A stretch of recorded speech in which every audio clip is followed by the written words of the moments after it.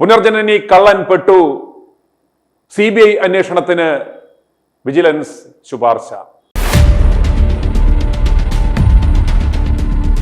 എല്ലാവരും ഈ ഒരു വാർത്ത ശ്രദ്ധിച്ചു കാണും. നമ്മുടെ നെട്ടൂർ കേക്കച്ചനെതിരെ, ആ പഴയ മണി ചെയിൻ തട്ടിപ്പുകാരനെതിരെ ഏതാണ്ട് ഒരു വർഷം മുമ്പ് വിജിലൻസ് ഡയറക്ടറായിരുന്ന യോഗേഷ് ഗുപ്ത റെക്കമെൻഡ് ചെയ്തൊരു കാര്യമാണ്. പക്ഷേ സർക്കാരിന് ഇപ്പോഴാണ് നല്ല നേരം തോന്നിയത്. ഈ കേക്കച്ചനെതിരെയുള്ള ഈ പുനർജനനി തട്ടിപ്പ് കേസുമായി ബന്ധപ്പെട്ട് വിജിലൻസ് പ്രാഥമിക അന്വേഷണം നടത്തി. ഇത് ഞങ്ങളുടെ പരിധിയിൽ നിൽക്കുന്നതല്ല, ഇത് വിശദമായ CBI അന്വേഷണത്തിലേക്ക് വിടണം. ഇതിനകത്ത് രാജ്യാന്തര തരത്തിലുള്ള തട്ടിപ്പുകൾ നടന്നിട്ടുണ്ട്, വലിയ ഹവാല കള്ളപ്പണ ഇടപാടുകൾ നടന്നിട്ടുണ്ട്, അതുകൊണ്ട് ഞങ്ങളുടെ പ്രിവ്യൂവിൽ വരുന്നതല്ല എന്ന് പറഞ്ഞ് വിജിലൻസ് കേരള സർക്കാരിന് ഒരു CBI അന്വേഷണത്തിന് ഉത്തരവിടണം എന്നും പറഞ്ഞ് കൈമാറിയിട്ട് ഒരു വർഷമായി. അത് സർക്കാർ അതിപ്പോൾ ടേക്കപ്പ് ചെയ്യുവാൻ പോകുകയാണ് എന്നാണ് വിവരം. നമുക്ക് ഇതിന്റെ വളരെ വിശദമായ ഇൻഡെപ്ത് കാര്യങ്ങൾ വിത്ത് ഫാക്ട്സ് ആൻഡ് ഫിഗേഴ്സ് അടുത്ത എപ്പിസോഡിൽ വരുന്നുണ്ട്. ഞാൻ ഇതിന്റെ ഒരു ബേർഡ്സ് ഐ വ്യൂ, ഒരു ജനറൽ ആയിട്ടുള്ള ഒരു ഔട്ട്ലൈനാണ് ഞാൻ ഇപ്പോൾ നൽകുവാൻ പോകുന്നത്. ഈ പുനർജനനി തട്ടിപ്പ് എന്ന് പറയുന്നത് ആദ്യമേ എന്താണെന്ന് നമുക്കൊന്ന് വളരെ ലളിതമായിട്ടൊന്ന് പരിശോധിക്കാം. ഈ പറവൂർ നിയോജക മണ്ഡലത്തിൽ നമുക്കറിയാം 2018 പ്രളയ കാലഘട്ടത്തിൽ വലിയ നാശനഷ്ടങ്ങൾ കേരളത്തിന്റെ പല ഭാഗത്തും ഉണ്ടായി. ഈ പ്രളയം മുതലെടുത്ത് നമുക്കറിയാം സർക്കാർ മുതലെടുത്തു, ഇവിടെയുള്ള സഭകൾ, സന്നദ്ധ സംഘടനകൾ മുതലെടുത്തു, അതുപോലെ രാഷ്ട്രീയക്കാരന്മാരും അവർക്ക് പറ്റാവുന്ന വിധത്തിൽ മുതലെടുത്തു. അതുപോലെ ഈ പറവൂർ നിയമസഭാ മണ്ഡലത്തിലെ ആ വീടുകൾ നഷ്ടപ്പെട്ട നൂറുകണക്കിന് കുടുംബങ്ങളെ പുനരധിവസിപ്പിക്കാൻ, അവരെ പുനർജീവിപ്പിക്കാൻ എന്നൊക്കെ പറഞ്ഞ് നമ്മുടെ ആ നെട്ടൂരിലെ ആ പഴയ മണി ചെയിൻ തട്ടിപ്പുകാരന് ഒരു പദ്ധതി ഉണ്ടാക്കി. അതിനിട്ട പേരായിരുന്നു പുനർജനനി. പുനർജനനി എന്ന് പറയുന്നത് എന്താ? ഒരു പുനരുജ്ജീവിപ്പിക്കുക, അവരെ സ്ട്രെങ്ത് കൊടുത്ത് അവരെ ഒന്ന് മുഖ്യധാരയിലേക്ക് വീണ്ടും അവരെ കൊണ്ടുവരിക, റീകൺസ്ട്രക്ട് ചെയ്യുക എന്നൊക്കെയാണ് അതിൻ്റെ അർത്ഥം. അവരെ കൈപിടിച്ച് ഉയർത്തിക്കൊണ്ടുവരിക. നല്ല ആശയം, വളരെ നല്ല കാര്യമാണ്. പല തട്ടിപ്പുകളും നടക്കുന്നത് ഇപ്രകാരമുള്ള ദുരിതങ്ങൾ വരുമ്പോൾ, ദുരന്തങ്ങൾ വരുമ്പോൾ രക്ഷകന്റെ രൂപത്തിലെത്തിയാണ് പലപ്പോഴും ഈ സന്നദ്ധ സംഘടനകളും ഈ ആത്മീയ കച്ചവടക്കാരും രാഷ്ട്രീയക്കാരന്മാരും ഒക്കെ കളത്തിലിറങ്ങുന്നത്. അതുപോലെ ഈ പുനർജനനി തട്ടിപ്പ് എങ്ങനെയാണ് നടത്തുന്നതെന്ന് ചോദിച്ചു കഴിഞ്ഞാൽ, ഇതുപോലെ വീടുകൾ നഷ്ടപ്പെട്ടവർക്ക് വീടുണ്ടാക്കി കൊടുക്കുവാനും, അതുപോലെ ഇതുകൊണ്ട് ഉപജീവന മാർഗം അടഞ്ഞുപോയ ആ സ്ത്രീകളെ പുനരുജ്ജീവിപ്പിക്കുക, അവരെ എംപവർ ചെയ്യുക എന്ന തരത്തിൽ ഒരു പദ്ധതി ഉണ്ടാക്കി. ആ പദ്ധതി ഉണ്ടാക്കിയിട്ട് എന്ത് ചെയ്തു? ഇദ്ദേഹം വിദേശ രാജ്യങ്ങളിലേക്ക് പോയി. കേന്ദ്ര സർക്കാരിലെ അറിയിച്ചത് വ്യക്തിപരമായ ആവശ്യങ്ങൾക്ക് പോകുന്നു എന്നും പറഞ്ഞ് ഈ പറവൂരിലെ ആ മണി ചെയിൻ തട്ടിപ്പുകാരൻ വ്യക്തിപര ആവശ്യം എന്ന് പറഞ്ഞ് പല വിദേശ രാജ്യങ്ങളിലേക്കും പോയി. അവിടെ സഹസ്ര കോടികളുടെ ഫണ്ട് പിരിവാണ് ഇയാൾ നടത്തിയത്. ഈ ദുരിതം അവിടുത്തെ വിദേശ മലയാളികളുടെ ഇടയിൽ ഇയാൾ പറഞ്ഞു, അവർക്ക് വീടില്ല, മറ്റു മാർഗമില്ല, ഇപ്രകാരം ഒരു പദ്ധതിയിലൂടെ അവരെ ഞങ്ങൾ പുനരുജ്ജീവിപ്പിക്കുവാനുള്ള പദ്ധതിയാണ് എന്നും പറഞ്ഞ് വിദേശ രാജ്യങ്ങളിൽ പോയി കേന്ദ്ര സർക്കാരിനെ അറിയിക്കാതെ, അതായത് ഒരു സാമാജികനെ സംബന്ധിച്ചോളം അത് കേരള നിയമസഭയിൽ ഇപ്രകാരം ഫണ്ട് പിരിവിന് പോകുമ്പോൾ അനുമതി എടുക്കേണ്ടെന്ന് ആവശ്യമുണ്ട്. അപ്രകാരം യാതൊരു അനുമതിയും കരസ്ഥമാക്കാതെ ഇയാൾ പോയി, ഇയാളുടെ സിബന്ധികളുമായി പോയി വലിയ തീവട്ടിക്കൊള്ളയും പിരിവുമാണ് നടത്തിയത്. ഈ പണം എവിടേക്ക് പോയി എന്നതാണ് ചോദ്യം. ഈ സഹസ്ര കോടികൾ പിരിച്ച ഈ പണം എവിടെ പോയി? ഒരു സൈഡിൽ ഇയാൾ ഈ പണം പിരിച്ചു. ഈ പണം പിരിച്ചിട്ട് ഇവിടെ ഏതാണ്ട് ഒരു 200ഓളം വീട് ഈ പദ്ധതിയുടെ പേരിൽ പണിയപ്പെട്ടു. പക്ഷേ ആ പണിത വീടുകളെല്ലാം ആശ്രമഡ് സിറ്റിയുടെ ഉടമ ആസാദ് മൂപ്പൻ, അതുപോലെ ലയൺസ് ക്ലബ്ബ്, അതുപോലെ പല സന്നദ്ധ സംഘടനകള്, അതുപോലെ തന്നെ വലിയ ബിൽഡർമാര് പലരും അവരുടെ CSR ഫണ്ടൊക്കെ ഉപയോഗിച്ച് അവരുടെ ഫണ്ട് മേടിച്ചിട്ടാണ് യഥാർത്ഥത്തിൽ ഇവിടെ ഇയാൾ ഈ പറവൂരിൽ ഈ വീടുകൾ യാഥാർത്ഥ്യമാക്കിയത്. വിദേശ രാജ്യങ്ങളിൽ ഈ പേര് പറഞ്ഞു പോയി സഹസ്ര കോടികൾ ഇയാൾ പിരിച്ചു. ആ പണം അതിന്റെ ചെറിയൊരു ഭാഗം മാത്രമേ ഇവിടെ കൊണ്ടുവന്നുള്ളൂ, ബാക്കി പൈസ മുക്കി. എന്നാൽ ഇവിടെയുള്ളവർ ഓരോരുത്തരും 10, 15, 25 വീടുകൾ വരെ വെച്ചു കൊടുത്ത വലിയ ആളുകളുണ്ട്. അന്നേരം ഈ VD സതീശനെ സംബന്ധിച്ചോളം നമുക്കറിയാം, ഒരു ഡോണിനെ പോലെ കൊച്ചി നഗരത്തിൽ പല കള്ളപ്പണക്കാരന്മാരുടെ കയ്യിൽ നിന്നും അതുപോലെ വലിയ ബിൽഡർമാരുടെ കയ്യിൽ നിന്നും മറ്റു പല ആവശ്യങ്ങൾ ഇയാൾ ഉറപ്പ് കൊടുത്ത് അവരെ കൊണ്ട് ഈ വീടുകൾ പണിയിപ്പിച്ചു, സ്പോൺസർ ചെയ്തു. എന്നാൽ അതെല്ലാം അവരുടെ പണത്തിൽ ഉണ്ടാക്കിയ വീടുകളാണ്. എന്നാൽ ഈ പദ്ധതിയുടെ പേരിൽ പിടിച്ച ഈ പണം ഇയാൾ മുക്കി എന്നതാണ് കേസ്. വളരെ സമർത്ഥമായി വിദേശ മലയാളികളെ പറ്റിച്ച, ഈ നാട്ടുകാരെ പറ്റിച്ച ആ കേസാണ് പുനർജനനി കേസ്.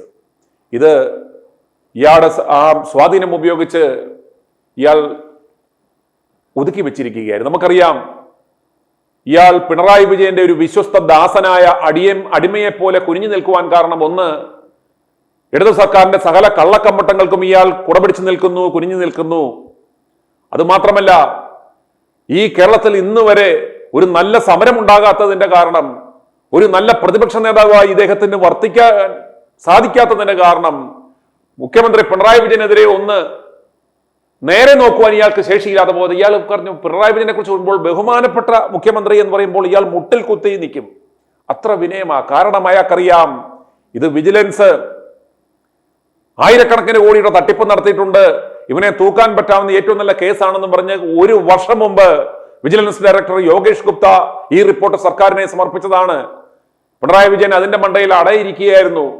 കാരണം ഇവനെ ഒതുക്കണമെന്നുണ്ടെങ്കിൽ, ഇവനെ കുനിച്ചു തന്റെ മുന്നിൽ നിർത്തണമെങ്കിൽ, തന്റെ ഇല വന്ന് ഇവൻ നക്കണമെങ്കിൽ ഈ റിപ്പോർട്ട് സഹായകരമായിരുന്നു എന്ന് പിണറായി വിജയന് അറിയാമായിരുന്നു. അതുപോലെ ഈ പിണറായി വിജയൻ ഇവനെ മുന്നിൽ നിർത്തി, അതായത് ഇതുപോലൊരു ഗതികെട്ട ഒരു പ്രതിപക്ഷ നേതാവാണ് ഓപ്പോസിറ്റിൽ ഇരിക്കുന്നതെങ്കിൽ അവർക്ക് മിണ്ടുവാൻ ഒരു ശേഷി ഉണ്ടാവത്തില്ല.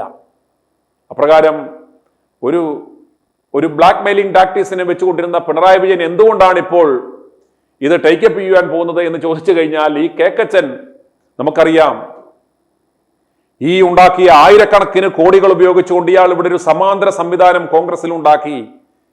ഇയാളുടെ ഇപ്രകാരം ഉണ്ടാക്കിയ ഇതൊരു എക്സാമ്പിൾ മാത്രം. പുനർജനനി കേസ് എന്ന് പറയുന്നത് ഇപ്പോൾ പുറത്തു വന്ന PS രാജേന്ദ്ര പ്രസാദിനെ പോലെയൊക്കെയുള്ള കോൺഗ്രസ് പ്രവർത്തകർ കഴിഞ്ഞ വർഷങ്ങളായി ഇതിന്റെ പുറകിൽ നടക്കുകയാണ്. ഇതിന്റെ സകല ഡോക്യുമെന്റുകളുമായി പല ഏജൻസികളെ സമീപിക്കുകയും സർക്കാർ റിപ്പോർട്ട് കൊടുത്തു, എല്ലാം കൊടുത്തിട്ട് പോലും ഇവർ ഇതെല്ലാം വെച്ച് പലരും കാശുണ്ടാക്കി. ഇപ്പോൾ ഈ വിഷയം എടുത്തിടുവാൻ കാരണം, ഈ നെട്ടൂരിലെ ഈ പഴയ മണി ചെയിൻ തട്ടിപ്പുകാരൻ ഈ ഉണ്ടാക്കിയ കോടികൾ കൊണ്ട് ഇവിടെ ഒരു സമാന്തര സംവിധാനം കോൺഗ്രസിനകത്തുണ്ടാക്കി. പല നേതാക്കന്മാരെയും ഉപയോഗിക്കുവാൻ ഇയാളുടെ ഈ കള്ളപ്പണം ഉപയോഗിച്ചു. അതുപോലെ തേൻകടി ഒരുക്കുവാൻ പല സ്ത്രീകളെയും മുന്നിൽ നിർത്തി ഇന്ന് കോൺഗ്രസ് ഉള്ള പല നേതാക്കന്മാരെയും പെൺകണിയിൽപ്പെടുത്തി അവൻ ഒതുക്കി. അതിന്റെ CD-യും കയ്യിൽ വെച്ചുകൊണ്ട്, പെൻഡ്രൈവും കയ്യിൽ വെച്ചുകൊണ്ട് ഇയാൾ ഇരിക്കുകയാണ്. എല്ലാവരെയും ബന്ദിയാക്കി. അതുകൊണ്ടാണ് ഇന്ന് കോൺഗ്രസ് ഉള്ള ഒരു നേതാക്കന്മാർക്കും ഈ VD സതീശനെതിരെ ഒന്ന് ശബ്ദിക്കുവാൻ പോലും ശേഷിയില്ലാതെ മുട്ടിൽ കൊത്തീവിന്റെ മുന്നിൽ നിൽക്കുന്നത് എന്നത് യാഥാർത്ഥ്യം മനസ്സിലാക്കണം. അതിനുള്ള സോഴ്സ്, ആ പണമെല്ലാം ഈ പുനർജനി തട്ടിപ്പിലൂടെ, ഇതുപോലെയുള്ള കള്ളക്കമ്പട്ടങ്ങളിലൂടെ ഇയാൾ ഉണ്ടാക്കി വിദേശത്ത് കൊണ്ട് കടത്തി അവിടെ നിക്ഷേപിച്ചിരിക്കുന്ന പണമാണ്. അങ്ങനെ കോൺഗ്രസിലെ നേതാക്കന്മാരെ തേൻകണിയിൽപ്പെടുത്തുവാൻ ഇയാൾ ഈ പണം ഉപയോഗിച്ചു. ഏറ്റവും നല്ല പുതിയ ഉദാഹരണമാണ് രാഹുൽ മാങ്കൂട്ടത്തിനെതിരെ സ്ത്രീകളെ ഇറക്കി, കൃത്യമായ തിരക്കഥ തയ്യാറാക്കി, അവരുടെ കുടുംബത്തെ ഇറക്കി രാഹുൽ മാങ്കൂട്ടത്തിനെതിരെ നടത്തുന്ന ഈ തേൻകണി പരിപാടി എന്ന് പറയുന്നത്, ഈ VD സതീശൻ എന്ന് പറയുന്ന നരാധമൻ പാർട്ടിയിൽ തന്നെക്കാൾ ഒരുത്തിനും വളരാതിരിക്കുവാനും ആ പൊട്ടൻഷ്യലായിട്ടുള്ള ചെറുപ്പക്കാരെ ഒതുക്കുവാനും തന്റെ മുഖ്യമന്ത്രി കസേര ഉറപ്പാക്കുവാനും വേണ്ടിയാണ് അയാൾ ഇപ്രകാരം നീട്ടിയെറിയുന്നത്. അതിനുള്ള ആ പണത്തിന്റെ സോഴ്സ് എന്ന് പറയുന്നത് ഇപ്രകാരം ഇത്തരം പദ്ധതികളിലൂടെ ഇയാൾ തട്ടിയെടുത്ത പണമാണ്. പിണറായി വിജയനുമായി ഒത്തുചേർന്ന് നിന്നുണ്ടാക്കിയ കള്ളക്കമ്മട്ടത്തിന്റെ കമ്മീഷന്റെ പണമാണ് എന്ന് നിങ്ങൾ മനസ്സിലാക്കണം. അങ്ങനെ ഈ സ്ത്രീകളെ മുന്നിൽ നിർത്തി തേൻകണി ഒരുക്കുവാനും കോൺഗ്രസ് പാർട്ടിയെ ശിഥിലമാക്കുവാനും കേരളത്തിലുള്ള സകല മാധ്യമങ്ങളെയും, മുഖ്യധാരാ മാധ്യമങ്ങളെയും പണം കൊടുത്ത് വിലക്കെടുക്കുവാനും ഏറ്റവും സുസജ്ജമായ, ഏറ്റവും പ്രൊഫഷണലായ PR ടീമിനെ വെച്ച് തന്റെ PR ആക്ടിവിറ്റിയും ഇമേജ് ബിൽഡിങ്ങും തന്റെ പൊസിഷനിങ് എക്സസൈസും നടത്തുന്നതിന് വേണ്ടി ഈ കോടികൾ സ്പെൻഡ് ചെയ്യുന്നതും ആ പണം എവിടുന്നാണ്? ഓർക്കുക, മലയാളികൾ ഏറ്റവും വിശ്വസിക്കാൻ കൊള്ളുന്ന ഒരു ചാനൽ എന്ന് നമ്മൾ കരുതിയിരുന്ന ഏഷ്യനെറ്റിനെ പോലും വിലക്കെടുത്ത്, ആ വിനു വി ജോണിനെയും അതുപോലെ അവിടുത്തെ മറ്റു വാർത്താ തൊഴിലാളികളെയും ഒക്കെ വിലക്കെടുത്ത് ഇയാൾക്ക് വേണ്ടി PR പണി ചെയ്യിക്കുകയും, അതുപോലെ നമ്മുടെ എറണാകുളത്തെ ആ കേസില്ലാ വക്കീൽ ശങ്കരൻ വക്കീലിനെ വിലക്കെടുക്കുകയും, ഇതുപോലുള്ള അന്തിച്ചർച്ചകളിൽ പോകുന്നവന്മാരെ വിലക്കെടുക്കുകയും, പല മാധ്യമങ്ങളിലും വർക്ക് ചെയ്തുകൊണ്ടിരുന്നവരെ തങ്ങളുടെ പ്രസ് സെക്രട്ടറിയായും PR കോർഡിനേറ്റർമാരായും സ്ക്രിപ്റ്റ് റൈറ്റർമാരായും സോഷ്യൽ മീഡിയ ഹാൻഡ്ലിങ്ങുകൾ കൈകാര്യം ചെയ്യുന്ന മാനേജർമാരായും ഒക്കെ ഇയാൾ നിയമിക്കുന്നത് ഈ കള്ളപ്പണം ഉപയോഗിച്ചാണ്. അല്ലാതെ കേക്കച്ചൻ പറയുന്ന പോലെ അയാളുടെ വീട്ടിലെ തേങ്ങ വെട്ടിയ പൈസ എടുത്തിട്ടല്ല ഇത് ഇപ്രകാരം നാട്ടുകാരെ പറ്റിച്ച, ഇവിടുത്തെ ജനങ്ങളെ പറ്റിച്ച ഇയാളുടെ കള്ളപ്പണം കൊണ്ടാണ് ഉണ്ടാക്കിയതെന്ന് മനസ്സിലാക്കണം. വീണ്ടും പുനരജനി ആ തട്ടിപ്പുമായി ബന്ധപ്പെട്ട വിഷയത്തിലേക്ക് നമുക്കറിയാം ഇയാൾ എന്താണ് ചെയ്തത്. മണപ്പാട്ട് ഫൗണ്ടേഷൻ എന്ന് പറഞ്ഞൊരു ഫൗണ്ടേഷൻ, ഞാനും സുഭദ്രാമയും എന്നൊക്കെ പറഞ്ഞ പോലെ ഇയാളും ഇയാളുടെ സിൽബന്ധികളും ചേർന്ന ആ മണപ്പാട്ട് ഫൗണ്ടേഷന്റെ പേരിൽ ആണ് ഈ പുനർജനനി എന്ന പദ്ധതി ഉണ്ടാക്കിയത്. ഈ പുനർജനനി എന്ന് പറഞ്ഞാൽ ശരിക്കും ജനങ്ങളെ ആ വിക്ടിംസിനെ പുനർജീവിപ്പിക്കുക എന്നുള്ളതായിരുന്നില്ല.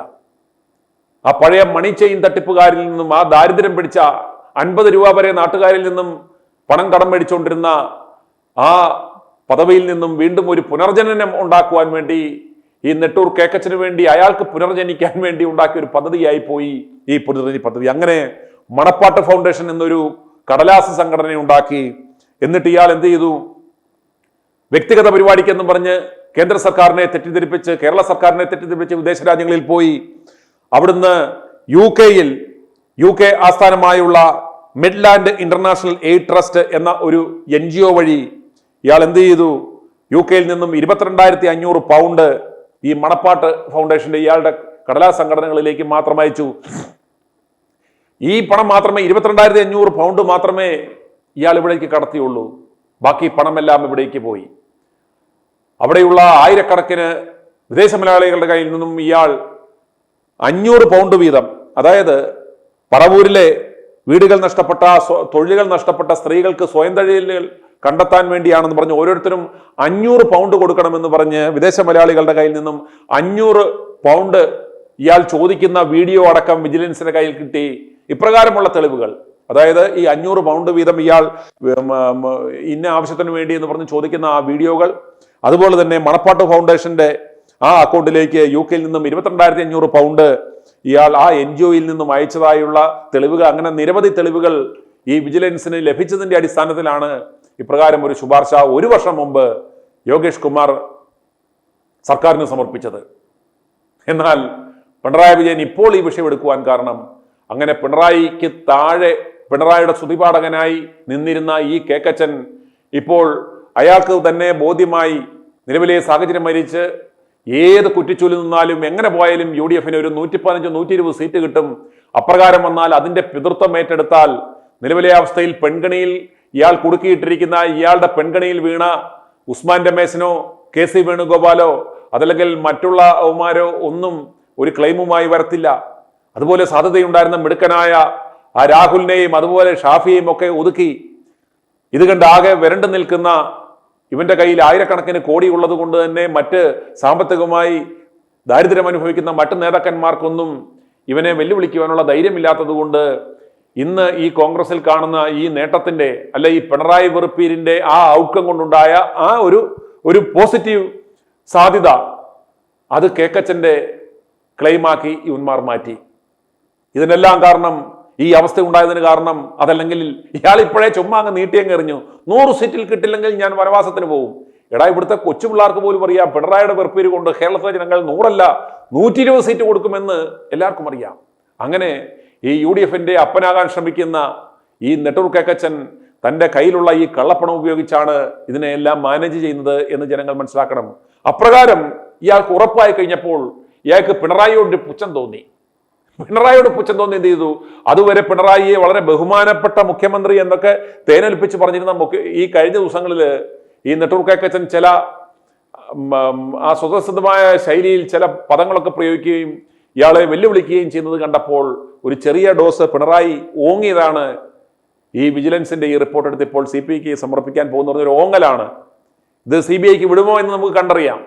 പക്ഷെ ഒരു കാര്യം മനസ്സിലാക്കണം, ഇത് CBIക്ക് വിട്ടാൽ, ഈ പുനർജനനി കേസ് അന്വേഷിക്കപ്പെട്ടാൽ ഈ നെട്ടൂർ കേക്കച്ചൻ യാതൊരു സംശയവും വേണ്ട, ഇയാൾ ജയിലിലാകും എന്ന കാര്യത്തിൽ യാതൊരു സംശയവും വേണ്ട. കാരണം അതായത് സ്പീക്കർക്ക് വേണമെങ്കിൽ ഇയാൾക്കെതിരെ ഗുരുതര ചട്ടലംഘനത്തിനെതിരെ നടപടിയെടുക്കാം എന്ന് വിജിലൻസ് കണ്ടെത്തിയിട്ടുണ്ട്. ഈ വിജിലൻസ് റിപ്പോർട്ടിൽ നിയമസഭാ സ്പീക്കറോടും ഇദ്ദേഹത്തിനെതിരെ ആ ചട്ട ലംഘനത്തിന് ഒരു നടപടിയെടുക്കണമെന്ന് പറഞ്ഞിട്ടുണ്ട്. അതുപോലെ കേന്ദ്ര സർക്കാരിനോട് കേന്ദ്ര സർക്കാരും ഇതിൽ അന്വേഷണം നടത്തി ഈ വിദേശ വിനിമയ ആ നിയമങ്ങൾ ലംഘിച്ചു. അതുപോലെ തെറ്റായ വിവരം ധരിപ്പിച്ച് വ്യക്തിഗത പരിപാടിക്കെന്നും പറഞ്ഞ് വിദേശത്ത് പോയി ഇദ്ദേഹം ഫണ്ട് പിരിവ് നടത്തുകയും ആ ഫണ്ട് മുക്കുകയും ചെയ്ത ഹവാല ഇടപാട് നടത്തി. അതിന്റെ പേരിൽ അത് മാത്രമല്ല, കേരളത്തിലെ പ്രധാനപ്പെട്ട കളങ്കിതരായ മറ്റ് പല ബിസിനസ്സുകാരന്മാരുടെയും പണം ഇയാൾ കള്ളപ്പണം വാങ്ങി ഈ പദ്ധതിയിൽ, ഈ പുനർജനി പദ്ധതിയിലൂടെ ഇയാൾ നിക്ഷേപിച്ച് കള്ളപ്പണം വെളുപ്പിക്കൽ നടന്നിട്ടുണ്ട്, ഹവാല ഇടപാടുകൾ നടത്തിയിട്ടുണ്ട്. അങ്ങനെ ഇവിടെ ഒരു സമാന്തര സംവിധാനം ഉണ്ടാക്കി ഇവിടെ തേൻകണി കേസുകൾ, പെൺകേസുകൾ ഉണ്ടാക്കി. അതുപോലെ തന്നെ രാജേന്ദ്ര പ്രസാദ് എന്ന് പറയുന്ന ഈ വിഷയം പുറത്തുവിട്ട, ഈ പുനർജനി തട്ടിപ്പിന്റെ പല കാര്യങ്ങളും പുറത്തുവിട്ട, പല ഏജൻസികൾക്കും വിവരം നൽകിയ, പല തെളിവുകളും കൈമാറിയ VD രാജേന്ദ്ര പ്രസാദിനെ ഇയാൾ കൊട്ടേഷൻ സംഘത്തെ വെച്ച്, അതുപോലെ തന്നെ ITV ന്യൂസിന് ഈ വിവരങ്ങൾ നൽകിയ PS രാജേന്ദ്ര പ്രസാദിനെ കൊട്ടേഷൻ സംഘത്തെ ഉപയോഗിച്ച് ഇദ്ദേഹം തലക്കടിച്ച് കൊലപ്പെടുത്തുവാൻ ശ്രമിച്ചു. അദ്ദേഹം ഇപ്പോൾ ചികിത്സയെല്ലാം കഴിഞ്ഞിപ്പോൾ ജീവിതത്തിലേക്ക് മടങ്ങി വരുന്നതേ ഉള്ളൂ. ഇതാ PS രാജേന്ദ്ര പ്രസാദിന്റെ അടക്കമുള്ളവരുടെ വിജയമാണെന്ന് നമുക്ക് പറയുവാതിരിക്കാൻ സാധ്യമല്ല. അതുപോലെ നമ്മൾ മനസ്സിലാക്കേണ്ടത്, ഈ പുനർജനി ഈ ഫണ്ട് ഉപയോഗിച്ചാണ് ഇയാളുടെ PR വർക്കുകൾ ചെയ്തുകൊണ്ടിരിക്കുന്നത്. ഇവിടെയുള്ള മാധ്യമങ്ങളെ വിലക്കെടുത്തത്, ഇയാളൊരു ഗുണവും മണവും ഇല്ലാത്ത പ്രതിപക്ഷ നേതാവായി മാറിയതിന്റെ കാരണം പിണറായി വിജയനെ പേടിച്ച് ഈ വിഷയം പിണറായി വിജയൻ ഏത് നിമിഷവും എടുക്കപ്പെട്ടാൽ, ഇപ്രകാരം CBIക്ക് ഈ കേസ് വിട്ടാൽ താൻ അകത്താകുമെന്ന പേടി കൊണ്ടാണ് ഈ പ്രതിപക്ഷ സ്ഥാനത്തിരിക്കുന്ന ഈ VD സതീശൻ പല കാര്യങ്ങളും കണ്ണടച്ചത്, കോംപ്രമൈസ് ചെയ്തത്. ഇതിന്റെ എല്ലാം പങ്കുപറ്റി ഇയാൾ മിണ്ടാതിരുന്നെന്ന യാഥാർത്ഥ്യം കേരളത്തിലെ ജനങ്ങൾ മനസ്സിലാക്കണം. ഇതൊരു ദൈവശിക്ഷയാവാം. രാഹുൽ മാങ്കൂട്ടം എന്ന ചെറുപ്പക്കാരനെ വിടാതെ പിന്തുടർന്ന് ഇപ്രകാരം തട്ടിപ്പിലൂടെ ഉണ്ടാക്കിയ ഈ പണം കൊണ്ട് അയാളെ നശിപ്പിക്കുവാൻ ഓരോ തരത്തിലുള്ള ആളുകളെയും ഇറക്കി വേട്ടയാടുന്നതിന് ഇപ്പോൾ കൊടുത്ത ദൈവശിക്ഷയാവാം ഇത് പിണറായി വിജയൻ ഇത് CBIക്ക് ഈ വിഷയം വിട്ടാൽ യാതൊരു സംശയവും വേണ്ട, അതിന്റെ നേട്ടം ആ സർക്കാരിനുണ്ടാവും. ഈ കേക്കച്ചനെ ഒതുക്കണമെന്ന് ആഗ്രഹിക്കുന്ന കേരളത്തിലെ സകല ജനങ്ങളും അത് ആഗ്രഹിക്കുന്നു. ഒരു കാര്യം മനസ്സിലാക്കുക, കഴിഞ്ഞ 25 വർഷം ഇയാൾ ആ മണ്ഡലത്തിൽ വിജയിച്ചെങ്കിൽ, പറവൂർ എന്ന് പറയുന്ന സ്ഥലത്ത് ഓരോ വർഷവും ഈ കഴിഞ്ഞ 25 വർഷമായിട്ടും കനത്ത പരാജയം ഏറ്റുവാങ്ങിയിട്ടും എന്തുകൊണ്ട് BJP അവിടെ ഒരു പുനർവിചിന്തനം നടത്തിയില്ല, ഒരു പഠനം നടത്തിയില്ല? അതുപോലെ ഇടതുപക്ഷം എന്തുകൊണ്ട് CPIയുടെ കയ്യിൽ നിന്നും ആ മണ്ഡലം പിടിച്ചെടുത്തില്ല? അതല്ലെങ്കിൽ ഈ തുടർച്ചയായി 5 തവണയും അവിടെ തങ്ങളുടെ സ്ഥാനാർത്ഥികൾ പരാജയപ്പെടുമ്പോൾ അതിനൊരു റെമഡി ഇവർ കണ്ടെത്തിയില്ല. അതിന്റെ ഏക കാരണം എന്ന് പറയുന്നത് ഇപ്രകാരം ഈ തട്ടിപ്പിലൂടെ വരുന്ന ആയിരക്കണക്കിന് കോടികൾ ഇയാൾ CPIയിലെ നേതാക്കന്മാർക്കും കൊടുത്തു, BJPയിലെ നേതാക്കന്മാർക്കും കൊടുത്തത് കൊണ്ടാണ് തോക്കുമെന്നുറപ്പുള്ള ഒരാൾ പോലും അറിയാത്ത ആളുകളെ കൊണ്ട് അവിടെ സ്ഥാനാർത്ഥിയാക്കി നിർത്തി ഈ VD സതീശന് ഇത്രയും കാലം ജയിക്കുവാനുള്ള അവസരം ഉണ്ടാക്കി കൊടുത്തത്. അതിന്റെ എല്ലാം സോഴ്സ് എന്ന് പറയുന്നത് ഇപ്രകാരം വന്ന ഫണ്ടാണ് എന്ന് നമ്മൾ തിരിച്ചറിയണം. അന്നേരം ഈ പുനർജനി എന്ന് പറയുന്നത് ഒരു ടിപ്പ് ഓഫ് ദ ഐസ്ബർഗ് മാത്രമാണ്.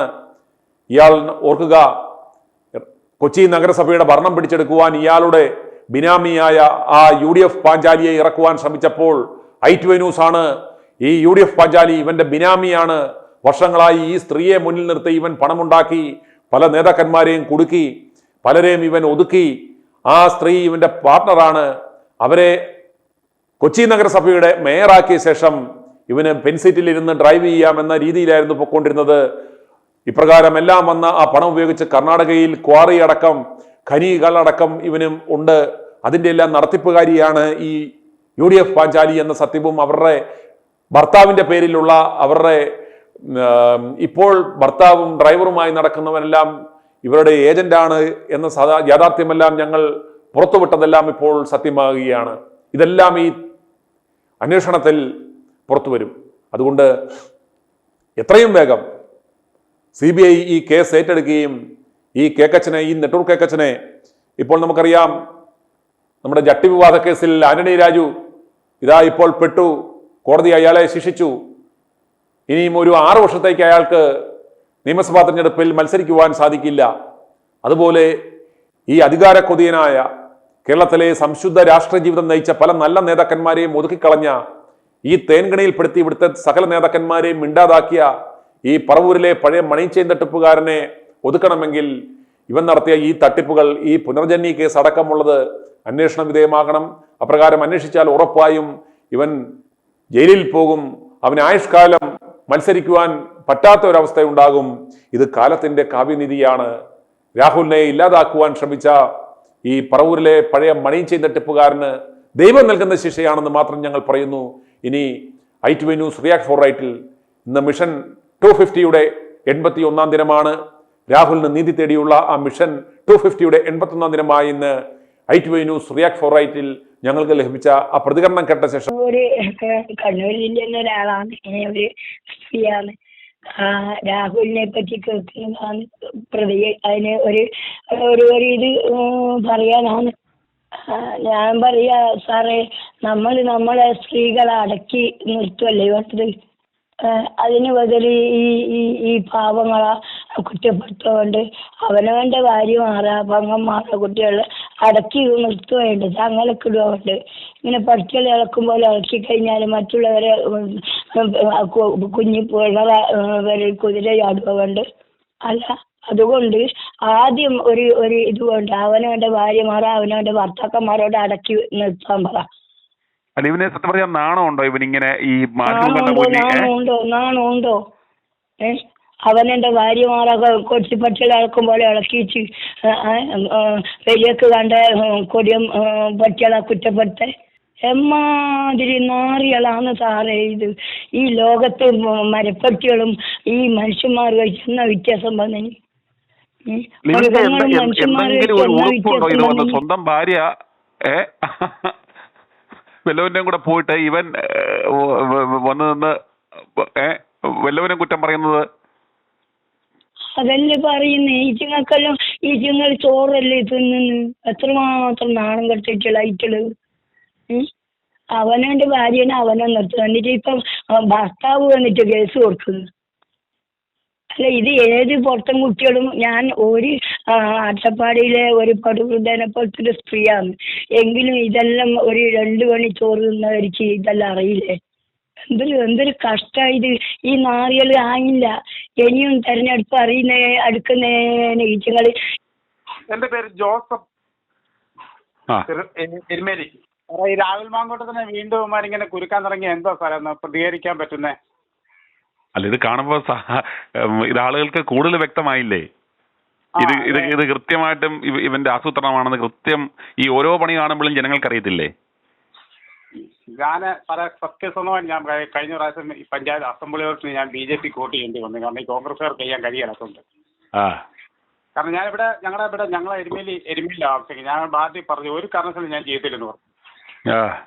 ഈ കോൺഗ്രസ് ഇപ്പൊ അടുത്ത പ്രാവശ്യം ഇതുപോലെ തന്നെ രാഹുൽ മാങ്കൂട്ടത്തിനെതിരായിട്ടുള്ള പിൻവലിച്ചില്ലെങ്കിൽ ഞങ്ങൾ കറക്റ്റായിട്ട്, കാരണം ഇടതുപക്ഷത്തിന് ചെയ്യാൻ പറ്റത്തില്ല.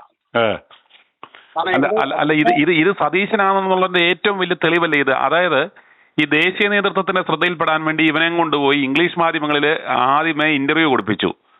അന്നേരം ഒന്ന് ഇവനെ ഇവിടെ കേരളത്തിൽ ഇറക്കിയില്ല. ഇംഗ്ലീഷ് മാധ്യമങ്ങൾക്ക് കൊണ്ട് ടൈംസ് നൗവിനും NDTVക്കും ഒക്കെ ഇവരെ ഇറക്കിക്കൊണ്ട് ഇതേപോലുള്ള ഇന്റർവ്യൂ കൊടുപ്പിച്ചു. അങ്ങനെ ആ ദേശീയ നേതൃത്വത്തിന്റെ ഒക്കെ ശ്രദ്ധയിൽ ഇത് കൊണ്ടുവരാൻ വേണ്ടിയാണ് ആ കളി കളിച്ച്. എന്നിട്ട് ഇവനെ മാറ്റി നിർത്തി. ഇപ്പോൾ ആകെ നാറി. ഇപ്പോൾ 7-ാം തീയതി ഹൈക്കോടതിയിൽ ഈ കേസ് വരുമ്പോഴത്തേക്കും വീണ്ടും ഒരു FIR ഇടിപ്പിച്ച് ഇവനെ വീണ്ടും അറസ്റ്റ് ചെയ്യിപ്പിക്കാനുള്ള പണിക്ക് വേണ്ടി ഇത് ഇപ്പൊ കൊണ്ട് കളത്തിൽ ഇറങ്ങിയേക്കുന്നു. അതായത് പറഞ്ഞു ഇപ്പൊ നമുക്ക് ഇതിനകത്ത് എങ്ങനെ പ്രതികരിക്കാൻ പറ്റും സാറേ? സാറൊക്കെ എന്തുവരെ ആ വ്യക്തി കൂടെ ഞങ്ങളൊക്കെ ഉണ്ട് സാറിനൊക്കെ കൂട്ടത്തിൽ. അല്ല, ഇത് നമ്മൾ സത്യം പറഞ്ഞുകൊണ്ടിരിക്കുക. അല്ല, ഇത് കൂടുതൽ നമുക്ക് സത്യം പറഞ്ഞാൽ ഇതൊക്കെ ഇവന്മാർ ഈ പണി ചെയ്യണം. കാരണം നമ്മളൊക്കെ പറഞ്ഞത്, അതായത് ഈ മിഷൻ 250 എന്തിനു തുടങ്ങിയെന്നും അതുപോലെ തുടക്കം മുതൽ തന്നെ ഞങ്ങൾ ഈ കാര്യം പറയുന്നതും പലരും ഓർക്കും ഇയാളോടൊക്കെ നമുക്ക് എന്തോ വ്യക്തിവൈരാഗ്യം ഉള്ളതുകൊണ്ടാണെന്ന്. പക്ഷെ ഇപ്പൊ കൂടുതൽ വ്യക്തമാകുകയല്ലേ? ഇവന്റെ മുഖം തെളിഞ്ഞു വരികയല്ലേ? ഈ സതീശന്റെ മുഖം വളരെ വ്യക്തമാകുകയല്ലേ? ഇവൻ ഇത് ഓരോ സമയത്തും ഇളക്കി. അതായത് സതീശന്റെ ഇപ്പോഴത്തെ കലിപ്പിനുള്ള കാരണം എന്ന് പറഞ്ഞാൽ അവനെ NSS ആസ്ഥാനത്ത് വിളിച്ചില്ല. മന്നം ജയന്തിക്ക് രാഹുലിനെ വിളിച്ച മുൻനിരയിൽ ഇരിക്കുന്ന കണ്ടപ്പോൾ ഇവന് സഹിക്കാൻ പറ്റിയില്ല. അതുപോലെ തന്നെ PJ കുര്യനെ ഇറക്കി ഇപ്രകാരം ഒരു പണി നടത്താൻ നോക്കി, അതും പൊളിഞ്ഞു പോയി. അയാളും മലക്കം പറഞ്ഞു. മൊത്തത്തിൽ പാളി. ഇപ്പോൾ രാഹുലിന് വീണ്ടും കളം നിറയുന്നു എന്ന് കണ്ടു കഴിഞ്ഞപ്പോഴത്തേക്കും അടുത്തതുമായിട്ട് ഇറങ്ങിയതാണ്. സതീശൻ എന്ന് പറയുന്ന ഒരുത്തം മാത്രമാണെന്ന് വളരെ ഞങ്ങൾ പറഞ്ഞത് എത്ര കൃത്യമായെന്ന് നോക്കി.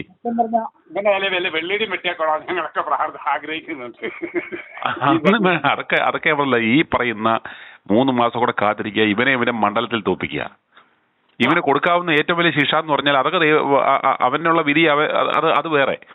ജനങ്ങൾക്ക് കൊടുക്കാവുന്നതിനുള്ള ശിക്ഷ എന്ന് പറഞ്ഞാൽ ഇതിനെതിരായിട്ടുണ്ട്. എന്തോ നമ്മളെക്കാൾ കൂടുതൽ പറവൂർ മണ്ഡലത്തിൽ വി ഡി സതീശനെതിരെ ആൾക്കാരുണ്ട്. അതുകൊണ്ടാണല്ലോ അവന്റെ വീട് ഇരിക്കുന്നിടത്ത് BJP ജയിച്ചത്. അത് തന്നെ. സ്വന്തം അന്നേരം ഇവൻ ആ പേടിയുണ്ട്. അതായത് ഇവന്റെ മണ്ഡലത്തിൽ ഇവൻ തോക്കുമെന്ന് ഇവന് കൃത്യമായ ഉറപ്പുണ്ട്. അതുകൊണ്ടാണല്ലോ ഇവൻ ഞാൻ ത്യാഗിയാകാൻ റെഡിയാണ്. ഇവൻ അവസാനം ചിലപ്പോൾ പേടിച്ച് ഇലക്ഷന് പോലും നിൽക്കാൻ സാധ്യതയില്ല. അതെ. ഇവനെ ഈ ഷാഫിയെ പാലക്കാട് ഇരുന്ന് ഇവനെ തോൽപ്പിക്കാൻ വേണ്ടിയാണോ, ഇവൻ നിൽക്കാതിരിക്കാൻ വേണ്ടിയാണോ? അത് സംശയം എന്തായിരിക്കുന്നേ? ഷാഫിയമാർ ഇറക്കുവാണെന്നുണ്ടെങ്കിൽ അത് അതിനു വേണ്ടി തന്നെയായിരിക്കും. ഷാഫി അതിന് നിന്ന് കൊടുക്കുമോ? അവനും ഈ പണി കാണിക്കുമെന്നാണ് നമുക്ക് അറിയേണ്ടുന്നത്. അതെ, അവൻ ഇത്ര നാൾ ഇതിന് അനുകൂലമായിട്ടൊക്കെ നിന്നതാ. അന്നേരം അവന് ഈ പറയുന്ന പോലെ ഇനിയും അവനൊരു ഓഫർ കൊടുക്കുവാണ്, പാലക്കാട്ട് നിർത്താം, പാലക്കാട്ട് നിന്ന് ജയിച്ചാൽ ഉറപ്പായിട്ടും അവന് മന്ത്രിയാകാമല്ലോ.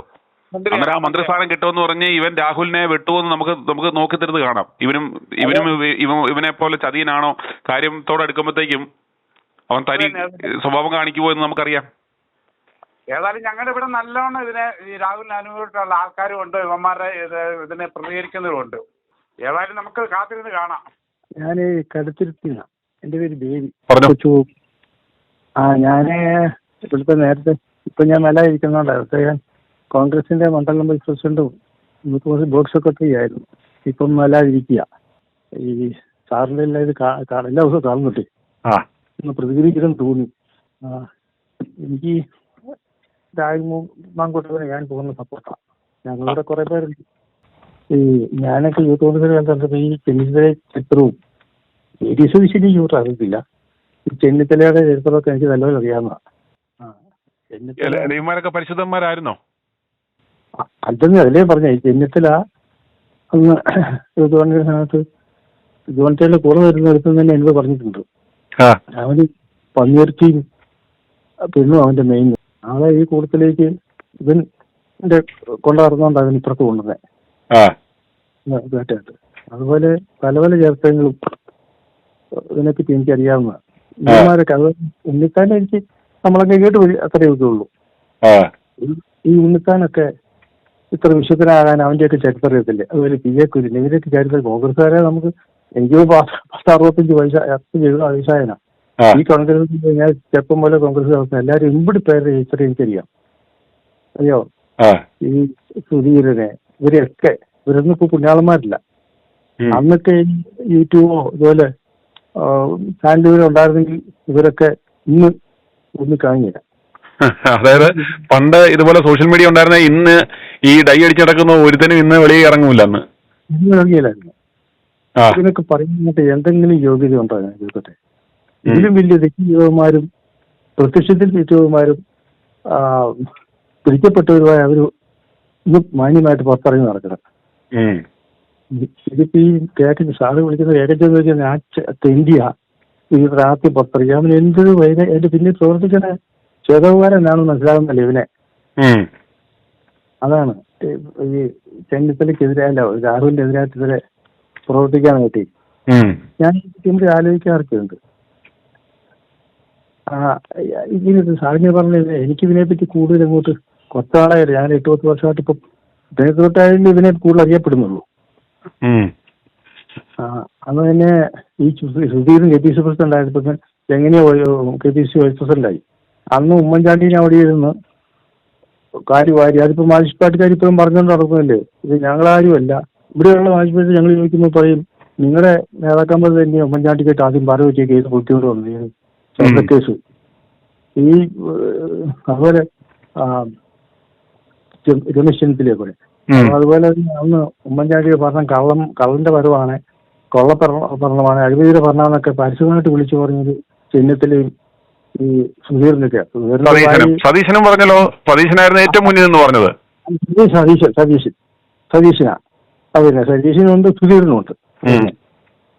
ഇപ്പം സുധീരൻ വായിക്കാത്ത വെള്ളം ഒഴിച്ചു മിണ്ടുന്നില്ല. ഇതിന് പറയാൻ യാതൊരു ഇവൻ അതുകൊണ്ട് ഉമ്മൻചാണ്ടി അങ്ങനെ വിളിച്ച് ആകെ ഇട്ടിട്ട് എങ്ങനെ പ്രതിപക്ഷ നേതാവായിരുന്ന പോലും ഓർക്കുമ്പോൾ ഞങ്ങൾക്ക് അവിടെ കുറെ പേർക്ക് അതിശയാണ്. കാരണം അങ്ങനെ അടിസ്ഥാനമായിട്ടുള്ളൊരു ഇതിനെപ്പറ്റി ഞങ്ങൾക്കാർക്കും അറിയത്തില്ല. കോൺഗ്രസ്സുകാരനാന്നുള്ള ഇടയ്ക്ക് ഇങ്ങനെ ജയിച്ചു വന്നിട്ട് MLA ആണെന്നുള്ള അല്ലാതെ വേറെ പെർഫോമൻസ് ഒന്നും ഇവരെ കണ്ടിട്ടില്ല. അപ്പം ഞങ്ങളിങ്ങനെ ഇവിടെ കുറെ പേരുണ്ട്. ഇനിയും ഇതിനെതിരായിട്ടൊരു ക്യാമ്പയിൻ വരുവാണെങ്കിൽ ഞങ്ങൾക്ക് തയ്യാറായിട്ട് ഇരിക്കാനായിട്ട് കുറെ പേരുണ്ട്. ഇത് ശരിക്കും ഇന്നലെ കണ്ടോ ഇതിൽപ്പോൾ ഒരു നാണക്കേടുണ്ടോ? ഇപ്പം അവിടെ ഭർത്താവ് എന്ന് പറഞ്ഞവനെ ഇപ്പൊ ഇറക്കി മൂന്നാമത് പരാതി കൊടുത്തേക്കുക. ഇത് സതീശനാന്നുള്ളത് ഇപ്പൊ കൂടുതൽ വളരെ വ്യക്തമായില്ലേ? അത് തന്നെ ഇത്രയും നാൾ അവർക്ക് ഭർത്താവ് ഇല്ലെന്ന് പറഞ്ഞോളാം. 4 ദിവസം കഴിയുമ്പം രവേശാന്ന് പറഞ്ഞോളൂ ഇപ്പത്തെ ഭർത്താവ് തന്നെ ഇറങ്ങി വന്നിരിക്കാം. അത് തന്നെ വലിയൊരു ചതിയല്ലേ ഇപ്പൊ കണ്ടാക്കണേ. അതിപ്പോ നമ്മുടെ SP SP ജോർജ് സാറ് പറഞ്ഞാൽ ഇത് അത്ര ഇതാവും തോന്നല്ലെന്ന് പറഞ്ഞു. അത് അന്ന് പറയേണ്ട കാര്യം ഇവന് ഇപ്പൊ പറയാതെ വന്നതും. പിന്നെ ഭർത്താവിൻ്റെത് യഥാർത്ഥത്തിൽ ഭാര്യക്കെതിരായിട്ടുള്ള കേസ് കൊടുത്തു, ഇവനെതിരായിട്ടല്ല കേസ് കൊടുക്കണ്ടേ. ഭാര്യക്ക് സപ്പോർട്ട് ചെയ്തപ്പോ ഭാര്യ പോകണമെന്നുള്ള പോയത് കൊണ്ട് അവന് യാതൊരു എതിരുമില്ല. അവന് മാനം കെട്ടുന്നില്ലേ അവൻ പറയുന്നുള്ളൂ. ഭാര്യക്കെതിരെ അതിന് കാര്യമില്ല.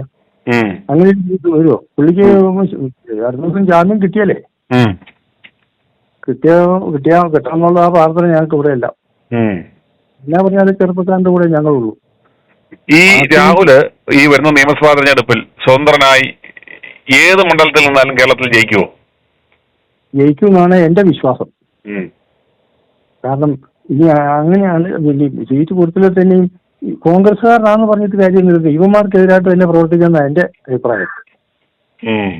ഒരു മുന്നാളന്മാരായിട്ട് കോൺഗ്രസ്സുകാരായിട്ട് കോൺഗ്രസ് ജയിക്കുന്ന ആഗ്രഹം, കോൺഗ്രസ് ഭരിക്കുന്ന ആഗ്രഹമുള്ളവന്മാരാണെങ്കിൽ ഇപ്പൊ ഇത് കമ്മ്യൂണിസ്റ്റ് പാർട്ടി കണ്ടേ ഇരിക്കുന്ന മുഴുവൻ കള്ളന്മാരും പെണ്ണുപിടിയന്മാരും മാത്രമല്ലേ അവരവരുടെ പാർട്ടിക്കോടെയല്ലേ തീരുമാനിക്കണേ. പുറത്ത് പറയാറില്ലല്ലോ. ഉണ്ടെങ്കിലും അവരവരുടെ പാർട്ടിക്കോടെ ആളെന്ന് തീരുമാനിക്കില്ലേ. ഇതിപ്പോ ഇതിൽ അവളെ കൊണ്ട് അവന്റെ മകളാന്ന് പറഞ്ഞ് വെച്ചതിനെ വെച്ചെന്ന് പറഞ്ഞാൽ അവളെ കൊണ്ട് ജയിക്കാന്ന് പറഞ്ഞു കഴിഞ്ഞാൽ അവളെ കൊണ്ട് പ്രവർത്തിക്കാന്ന് പറഞ്ഞാൽ ഇവൻ അത് കോൺഗ്രസ്സുകാരൻ പറഞ്ഞു. ഇവൻ അതിന്റെ പേര് തന്നെ ചിലര് ഇവനെ അങ്ങ് പൊക്കുന്നുണ്ട്. ചില പറഞ്ഞാൽ ഈ വിനു ജോണും അതങ്ങനെ കുറെ പേരങ്ങ് പൊക്കുന്നുണ്ട്. അവന്റെ ഉറച്ച നിലപാടാണെന്ന്. അവൻ എന്നാ ഉറച്ച നിലപാടുണ്ടാക്കിയെന്നും പറഞ്ഞോണ്ടാ. അവന് യാതൊരു ഉറച്ച നിലപാടുള്ള അതിന് പാർട്ടിയോടുള്ളൊരു കടപ്പാട് ഉറച്ച നിലപാടുണ്ടായിരുന്നെങ്കിൽ അവൻ മുഖാന്തരം പൊങ്ങി വരരുതായിരുന്നു. ഇതിപ്പോ ഇതിന്റെ പ്രവർത്തിച്ച് അവൻ മുഖാന്തരം പൊങ്ങി എന്നുള്ളത് എന്നിട്ട് അവനിപ്പോ ന്യായീകരിച്ച് നടക്കുക. അവനെ സ്ഥാപിച്ചുകൊണ്ട് കുറെ പേര് എത്തവണ സീറ്റ് കിട്ടുമെന്നുള്ള ഇത് വെച്ചുകൊണ്ട് നടക്കുക. അങ്ങനെ നടന്നാലൊന്നും ഇപ്പോഴത്തെ ജനങ്ങൾ കുറച്ചുകൂടെ പ്രബുദ്ധരായി. കാരണം കമ്മ്യൂണിസ്റ്റ് പാർട്ടിയുടെ ഈ പെണ്ണ് കേസ് കൊണ്ടാണ് ഉമ്മൻചാണ്ടിയെ താഴ്ത്തതോടുകൂടി ഉമ്മൻചാണ്ടിയുടെ അവസാനത്തെ മരണത്തോടുകൂടി ആകപ്പാട് ഞങ്ങൾക്ക് മാറ്റം വന്നത്. ഇതുപോലെ സ്ത്രീകളൊക്കെ ഇപ്പം രാഹുലിന് സപ്പോർട്ടായിട്ട് വരുന്നത് അതിൽ നിന്ന് മനസ്സിലാക്കാവുന്ന കാര്യമില്ലേ ഉള്ളൂ ഇതിനകത്തെ ഈ പറഞ്ഞ പെണ്ണുങ്ങൾക്കൊക്കെ. അപ്പൊ ഞങ്ങൾക്ക് അതിനകത്തുള്ള ഒരു കാര്യത്തിൽ പൂർണ്ണമായിട്ട് സപ്പോർട്ടുണ്ട്. ഞങ്ങൾ കുറെ കാര്യമുണ്ട്. എന്തെങ്കിലും വരുന്നുണ്ട് ഞാൻ ഇടയ്ക്ക് വിളിക്കും. i2i News, an eye for truth. i2i News subscribe ചെയ്തിട്ടില്ലാത്തവർ ഇപ്പോൾ തന്നെ സബ്സ്ക്രൈബ് ചെയ്യുക. നോട്ടിഫിക്കേഷൻ ലഭിക്കുവാൻ ബെൽ ബട്ടണും അമർത്തുക.